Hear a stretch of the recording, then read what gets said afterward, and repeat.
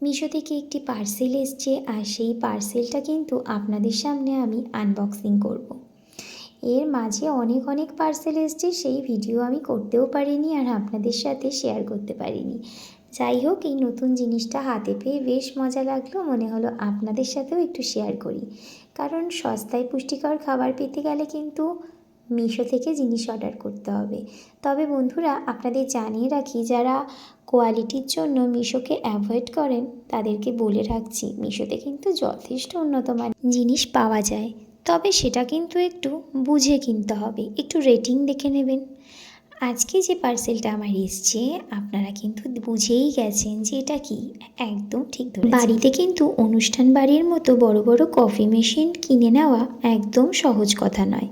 তবে এরকম যদি ফদার কেনা যায় তাহলে কিন্তু খুব একটা খারাপ হয় না।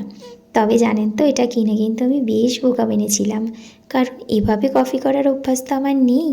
যখন প্রথম বরকে বানিয়ে দিলাম তখন কিন্তু পুরো ব্যাপারটা ফোমের মতো হয়েছিল, কারণ অনেকক্ষণ আমি ঘুরিয়ে ফেলেছিলাম। তবে এখন কিন্তু জানি, আর লিঙ্ক চাইলে আমার ডেসক্রিপশন বক্সে পেয়ে